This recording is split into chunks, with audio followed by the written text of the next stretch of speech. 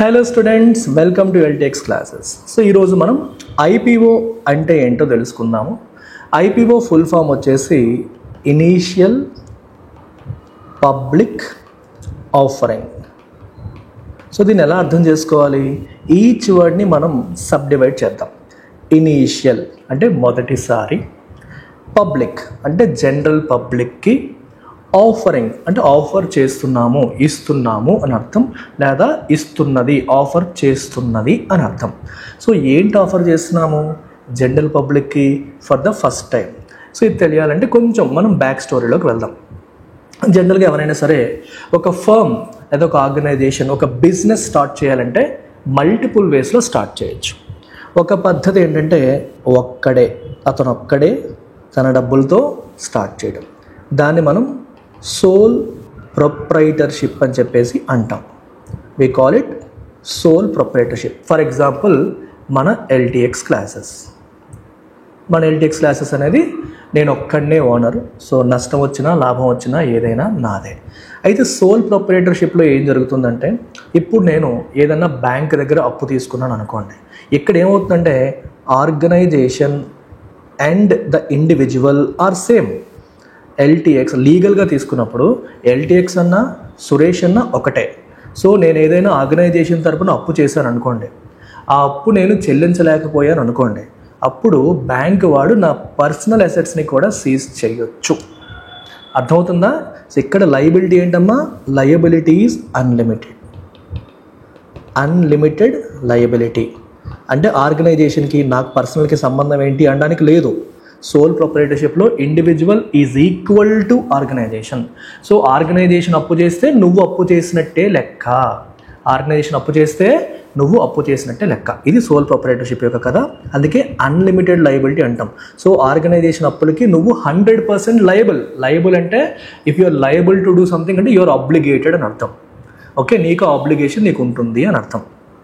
అలా కాకుండా కొందరు ఏం చేస్తారంటే ఒక ఇద్దరు లేదా ముగ్గురు కలిసి బిజినెస్ స్టార్ట్ చేస్తారు. దాన్ని మనం పార్ట్నర్షిప్ అంటాం. దాన్ని ఏమంటామమ్మా? పార్ట్నర్షిప్. సో పార్ట్నర్షిప్ కూడా సోల్ ప్రొప్రైటర్ లాగే. అంటే even this comes with unlimited liability.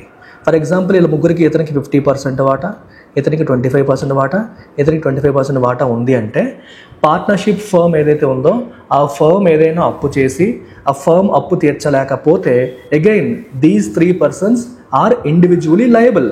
అంటే ఇతను 50% వాటాదారుడు కాబట్టి ఇతనికి ఎక్కువ లయబిలిటీ ఉంటుంది, వీళ్ళ వాటా తక్కువ కాబట్టి వీళ్ళకి తక్కువ లయబిలిటీ ఉంటుంది. కానీ ఫర్మ్కి మాకు సంబంధం లేదు అనడానికి లేదు. సో ఈ కేసులో కూడా again organization is equal to individuals. అక్కడ ఒక ఇండివిజువల్, ఇక్కడ మోర్ దాన్ వన్, అంతే difference. Otherwise the liability is unlimited. అంటే కంపెనీ చేసిన అప్పులకి నాకు సంబంధం లేదు అనడానికి లేదు. కంపెనీ యొక్క ప్రతి ఆబ్లిగేషను నీ పర్సనల్ ఆబ్లిగేషన్ కిందే లెక్క. కంపెనీకి అప్పులు ఉంటే కంపెనీకి వచ్చిన ఇన్కమ్ ద్వారా నువ్వు తీర్చలేకపోతే నువ్వు తీర్చాల్సిన అవసరం వస్తుంది అని దీని అర్థం. ఈ తలనొప్పి నాకు ఉండకూడదు అనుకుంటే దేర్ ఈజ్ అనదర్ వే. ఆ వేనే మనం ప్రైవేట్ లిమిటెడ్ కంపెనీ అంటాం. Private limited company. So companies act ప్రకారం మినిస్ట్రీ ఆఫ్ కార్పొరేట్ అఫైర్స్ వాళ్ళు ఇచ్చిన ప్రాసెస్ ప్రకారం మనం ఈ ప్రైవేట్ లిమిటెడ్ కంపెనీ ఫామ్ చేయొచ్చు. దీనికి మినిమం అయితే 2 ఉండాలి. ఆ పైన ఎంతమంది అనేది మనకి అప్ టు 200 మెంబర్స్ వరకు కూడా మనకి అందులో పార్ట్నర్స్ అవ్వచ్చు. అయితే పార్ట్నర్షిప్కి ప్రైవేట్ లిమిటెడ్ కంపెనీకి డిఫరెన్స్ ఏంటి? Liability. The difference is liability. Here the liability is limited. అంటే అర్థం ఏంటి? కంపెనీ ఏదైనా అప్పులు చేస్తే అది కంపెనీ ఆస్తులను అమ్మి మాత్రమే తీర్చాలి తప్పితే నీ పర్సనల్ అసెట్స్ వైపు రారు. ఫర్ ఎగ్జాంపుల్ నువ్వు ఒక ప్రైవేట్ లిమిటెడ్ కంపెనీలో 50% షేర్ హోల్డర్గా అనుకో. ఓకే, నువ్వు రన్ చేస్తున్న కంపెనీకి 50 లక్షల అప్పు ఉంది అనుకుందాం, 50 లక్షల డెట్ ఉంది అనుకుందాం. సో ఈ కంపెనీ అప్పు తీర్చలేక బ్యాంక్రప్ట్ అయిపోయింది అనుకుందాం, అంటే దివాలా తీసేసింది అనుకుందాం. అప్పుడు బ్యాంక్రప్సీ ప్రొసీడింగ్స్లో ఈ 50 లక్షలు తీర్చడానికి ఏం చేస్తారంటే కంపెనీ ఆస్తులను అమ్ముతారు. కంపెనీ ఆస్తులంతా అమ్మితే 10 lakhs మాత్రమే వచ్చింది అనుకోండి, ఆ 10 లక్షల నుంచి ఈ 50 లక్షల అప్పు అంటే 50 లక్షలు తీర్చగా ఇంకొక 40 lakhs మిగిలిపోతుంది. పర్సనల్గా నీకు 10 కోట్ల ఆస్తి ఉన్నప్పటికీ ఆస్తిని టచ్ చేయరు. మీకు అర్థమవుతుందా? పర్సనల్గా మీకు 10 కోట్ల ఆస్తి ఉన్నా సరే ఆస్తిని టచ్ చేయడం అనేది జరగదు. సో అది లిమిటెడ్ లయబిలిటీ, ప్రైవేట్ లిమిటెడ్ కంపెనీలో వచ్చే అడ్వాంటేజ్. అంటే నీకు కంపెనీ యొక్క ఆస్తులు, కంపెనీ యొక్క హక్కులు, అప్పులు ఇవన్నీ కూడా ఒక సెపరేట్ లీగల్ ఎంటిటీలా ఉంటాయి. కంపెనీ అనగానే సెపరేట్ లీగల్ ఎంటిటీ, లీగల్గా అది వేరు, నువ్వు వేరు. Even though you are the majority shareholder, ఆ కంపెనీ వేరు. ఇప్పుడు ఎల్టెక్స్ క్లాస్ అనేది ఒక కంపెనీగా ఉంటే ఎల్టెక్స్ క్లాస్ ఒక సెపరేట్ లీగల్ ఎంటిటీ, సురేష్ ఒక సెపరేట్ లీగల్ ఎంటిటీ. సోల్ ప్రొపరేటర్షిప్లో ఉంటే లీగల్గా ఇద్దరం ఒకటే. సో దాని అప్పులన్నీ నాకు వస్తాయి, దాని ఆస్తులన్నీ నాకు వస్తాయి అన్నట్టు. ఇక్కడ ప్రైవేట్ లిమిటెడ్లో మీకు కంపెనీకి అప్పులుంటే కంపెనీ యొక్క ఆస్తుల నుంచి మాత్రమే చెల్లించాలి, కానీ నీ పర్సనల్ ఆస్తుల దగ్గరికి ఎవరు రాకూడదు. ఇది మెయిన్ పాయింట్. సో జనరల్గా ఒక స్టార్ట్ చేసేటప్పుడు సోల్ ప్రొపరేటర్షిప్తో స్టార్ట్ చేసి తర్వాత పార్ట్నర్షిప్ మోడ్లోకి లేదా తర్వాత ప్రైవేట్ లిమిటెడ్ కంపెనీగా వెళ్తారు ఎవరైనా సరే ఫర్మ్ స్టార్ట్ చేయాలనుకున్న వాళ్ళు. అయితే సార్ ఇదంతా మాకెందుకు, మాకు మీరు చెప్తానన్నది ఐపీఓ కదా అంటారు. కరెక్టే. సో ప్రైవేట్ లిమిటెడ్ కంపెనీలో కూడా ఫండ్స్ ఎక్కడి నుంచి వస్తాయి? ఆ కంపెనీ యొక్క షేర్ హోల్డర్స్, అంటే ఎవరెవరైతే దాంట్లో షేర్ హోల్డర్స్గా ఉన్నారో, కంపెనీ షేర్స్ ఒరిజినల్గా ఎవరెవరైతే చేతులు కలిపి కంపెనీ స్టార్ట్ చేశారో వాళ్ళ దగ్గర నుంచే మనకి ఫండ్స్ అనేవి వస్తాయి. ఈ ఫండ్స్తోనే కంపెనీ అనేది రన్ అవుతుంది. బట్ ఎట్ టైమ్స్ మనకి ఏమనిపిస్తుందంటే మనకి మన దగ్గర ఉన్న ఫండ్స్ సరిపోవు, మనకి ఇంకా బిజినెస్ గ్రో అవ్వడానికి విపరీతమైన అవకాశం ఉంది అని భావించినప్పుడు కంపెనీ ఏం చేస్తుందంటే they decide to raise funds.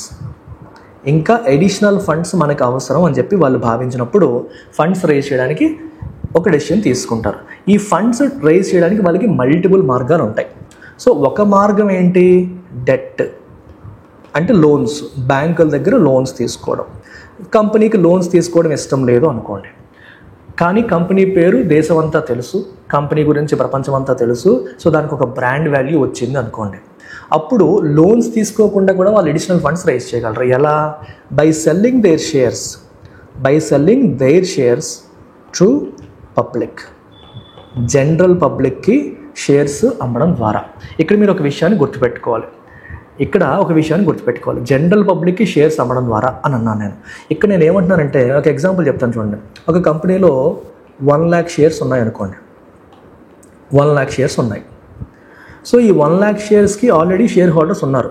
For example Suresh అనే ఆయన దగ్గర 50,000 షేర్స్ ఉన్నాయి, నరేష్ అనే ఆయన దగ్గర 25,000 షేర్స్ ఉన్నాయి, రమేష్ అనే ఆయన దగ్గర ఇంకొక 25,000 షేర్స్ ఉన్నాయి అనుకోండి. వీళ్ళ ముగ్గురు ఈ కంపెనీ యొక్క ముగ్గురే షేర్ హోల్డర్స్ అనుకుందాం. ఇప్పుడు ఈ కంపెనీ పబ్లిక్ ఆఫరింగ్కి వెళ్తోంది, అంటే అడిషనల్ ఫండ్స్ కావాలి అని. అంటే ఇక్కడ అర్థం వీళ్ళు వాళ్ళ షేర్స్ అమ్ముతారని కాదు, they will create new shares. 1 lakh shares కాదు, ఇంకొక 1 lakh షేర్స్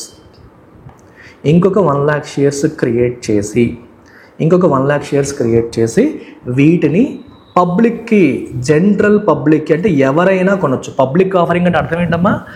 ఎవరైనా సరే ఈ కంపెనీ షేర్స్ని కొనొచ్చు అని అర్థం. సో ఇంకొక 1 lakh షేర్స్ క్రియేట్ చేసి జనరల్ పబ్లిక్కి వీటిని ఆఫర్ చేయడానికి ముందుకు రావచ్చు. పబ్లిక్ ఆఫరింగ్ అది ఫస్ట్ టైం చేస్తే ఇనీషియల్ పబ్లిక్ ఆఫరింగ్ అంటాం. అంటే కంపెనీకి ప్రజెంట్ ఉన్న ఫండ్స్ సరిపోవట్లేదు, అడిషనల్ ఫండ్స్ తీసుకొచ్చి ఆ ఫండ్స్తో కంపెనీని మనం డెవలప్ చేద్దాము అనుకుంటే వాళ్ళు అడిషనల్ షేర్స్ క్రియేట్ చేసి ఆ షేర్స్ని పబ్లిక్కి అమ్మవచ్చు. అలా అమ్మడం ద్వారా వచ్చిన ఫండ్స్ని కంపెనీ యొక్క గ్రోత్కి ఉపయోగించవచ్చు అని అర్థం. అయితే మీకు ఇక్కడ చిన్న డౌట్స్ ఉంటాయి, సార్ కొత్త వాళ్ళు వస్తే పాత వాళ్ళ పరిస్థితి ఏంటి, ఇలాంటి డౌట్స్ మీకు వస్తూ ఉంటాయి. నేను క్లారిఫై చేస్తాను చూడండి. ఫర్ ఎగ్జాంపుల్ కంపెనీ యొక్క టోటల్ వాల్యుయేషన్ వచ్చేసి 1 crore అనుకోండి. Assume that companies total valuation is 1 crore అనుకోండి. కంపెనీ షేర్స్ ఇనీషియల్గా ఎన్ని ఉన్నాయి? 1 lakh ఉన్నాయి. సో 1 lakh షేర్స్ ఉన్నప్పుడు ఈచ్ షేర్ ఎంత అవుతుంది? 1 crore అన్నప్పుడు ఈచ్ షేర్ 100 rupees అవుతుంది. 100 rupees పర్ షేర్ అవుతుంది. అందులో సురేష్కి ఎన్ని ఉన్నాయి? 50,000. సో 50,000 into 100 rupees అంటే ఎంతమ్మా? మనకి 50 lakhs. సో సురేష్ యొక్క షేర్ వాల్యూ ఎంత? 50 lakhs. నరేష్ది 25 lakhs, రమేష్ది 25 lakhs. ఇది టోటల్ కంపెనీ యొక్క షేర్ వాల్యూ. ఇప్పుడు మీరు గమనించాల్సింది ఏంటి అంటే పర్సంటేజ్ పరంగా మీరు తీసుకుంటే if you take it in terms of percentage పరంగా తీసుకున్నప్పుడు ఏమవుతుంది, ఈ 50 lakhs ఎంత పర్సెంట్, 50%. నరేష్ది 25 lakhs 25%. అలాగే రమేష్ది 25 lakhs అంటే 25%. సో కంపెనీలో సురేష్ వాటా ఎంతమ్మా పర్సంటేజ్ పరంగా 50%, నరేష్ది 25%, రమేష్ది 25%. ఇది మీరు మైండ్లో పెట్టుకోండి. ఇప్పుడు పబ్లిక్ ఆఫరింగ్కి వెళ్ళినప్పుడు ఎడిషనల్ షేర్స్ క్రియేట్ చేసి వాటిని అమ్ముతున్నాం. సో మరి ఎడిషనల్ షేర్స్ మీరు ఏ ప్రైస్ ప్రకారం అమ్ముతుంటారో, let's say 100 rupees per share ప్రకారమే క్యాల్కులేట్ చేశారు, వాల్యుయేషన్ ఇదని చెప్పారు, అమ్మారు అనుకోండి. ఇప్పుడు ఈ 1 lakh షేర్స్ మీరు అమ్మినప్పుడు, ఈ 1 lakh షేర్స్ అమ్మినప్పుడు ఎంత వస్తుంది, 100 rupees చొప్పున వచ్చింది అనుకోండి. ఎంత వచ్చింది మనకి, 1 crore. So company original valuation 1 crore, ఇప్పుడు అనదర్ 1 crore ఫండ్స్ రూపంలో, అంటే షేర్స్ని అమ్మడం ద్వారా తీసుకొచ్చారు. సో ఇప్పుడు ఓవరాల్గా మళ్ళీ తీసుకుంటే మొత్తం కంపెనీ వాల్యుయేషన్ ఎంత అవుతుంది, 1 crore ఈ 1 crore యాడ్ అయిపోయింది. సో మొత్తం 2 crores అయింది. కాకపోతే నెంబర్ ఆఫ్ షేర్స్ కూడా ఏమయ్యాయి, 2 lakh షేర్స్ అయిపోయాయి. ఒకప్పుడు 1 lakh షేర్స్ ఉన్నవి కాస్త ఇప్పుడు ఏమయ్యాయి, 2 lakh షేర్స్ అయ్యాయి. మళ్ళీ పర్ షేర్ ప్రైస్ ఎంత, అదేవి మారలేదు, పర్ షేర్ ప్రైస్ అయితే అంతే ఉంది.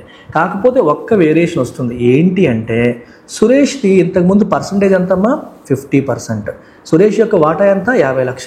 ఇప్పుడు మొత్తం వాటా ఎంత 2 crore, 2 crore 50 lakhs ఎంత 25%.